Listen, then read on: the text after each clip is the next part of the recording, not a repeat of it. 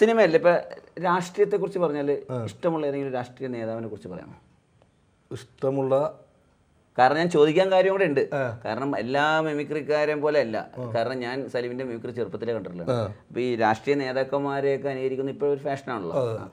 ആദ്യമായിട്ട് രാഷ്ട്രീയക്കാരെ അനുകരിച്ച mimicry artist എത്ര വർഷം മുമ്പാ? അതൊരു 92-93 സലീമ. അതെ, 16 17 വർഷത്തോളം ഇപ്പോൾ ഞാൻ മഹാത്മാഗാന്ധി യൂണിവേഴ്സിറ്റിയിൽ ഫസ്റ്റ് ഇട്ടാണ്. അത് ഫസ്റ്റ് ഇട്ടാൻ കാരണം അത് തന്നെയായിരുന്നു. എല്ലാ രാഷ്ട്രീയക്കാരും ഇപ്പൊ K Karunakaran, EK നായനാരി, KR Gauri, MV Raghavan, PP George, KM Mani, ഇവരുടെ ആരുടെയെങ്കിലും ശബ്ദം ഇപ്പം അനുകരിക്കാൻ പറ്റുമോ? ഇപ്പോൾ എനിക്ക് പറ്റില്ല. കാരണം ഇപ്പോൾ എന്നേക്കാൾ നന്നായിട്ട് ചെയ്യുന്ന ആളുകളുണ്ട്. ഞാൻ പറഞ്ഞില്ല, ഇപ്പോൾ ഞാൻ ഒരു പഴയ മിമിക്രിക്കാരനാണ്. അതെ, ഞാൻ അതിലും പ്രസാദ് റിട്ടയർ ചെയ്ത മിമിക്രിക്കാരനാണ്. റിട്ടയർ ചെയ്തിട്ടില്ല ഇപ്പോഴും. അല്ല, റിട്ടയർ നമ്മൾ പ്രായം വെച്ചോണ്ടേ. ഞാനൊക്കെ ചെറുപ്പത്തിൽ ഇത്ര ഉള്ളപ്പോൾ പ്രസാദിന്റെ മിമിക്രി.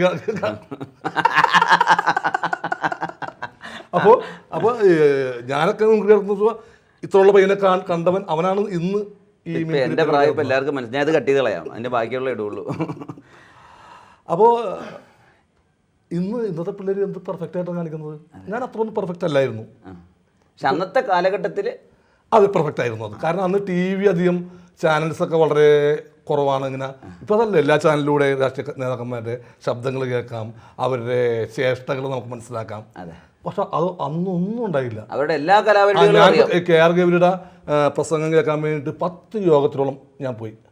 ഈ യോഗത്തിന് പോയിട്ട് ഞങ്ങളടുത്ത് മൂത്തകുന്ന എന്ന സ്ഥലത്താണ് ആദ്യത്തെ യോഗം. അപ്പോൾ അവിടെ ഞാൻ പ്രസംഗം കേൾക്കും.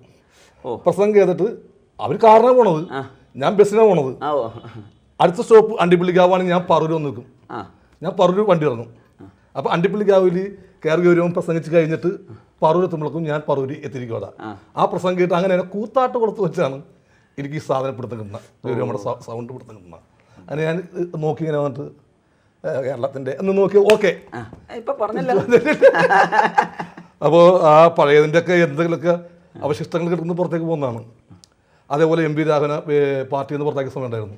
ഇതേപോലെ തന്നെ പ്രസംഗങ്ങൾ കേട്ടാണ് അദ്ദേഹത്തിൻ്റെ പ്രസംഗങ്ങൾ കേട്ട് തന്നെയാണ് ഞാൻ ഇമിറ്റേറ്റ് ചെയ്തത്. എല്ലാവരുടെയും മറ്റുള്ള റേഡിയോയിലും ഇതൊക്കെ കേട്ട്. ഇപ്പം എങ്ങനെയാണ് പഴയ മിമിക്രിയും ഇപ്പോഴത്തെ മിമിക്രിയും തമ്മിലുള്ളൊരു വ്യത്യാസം എന്താ?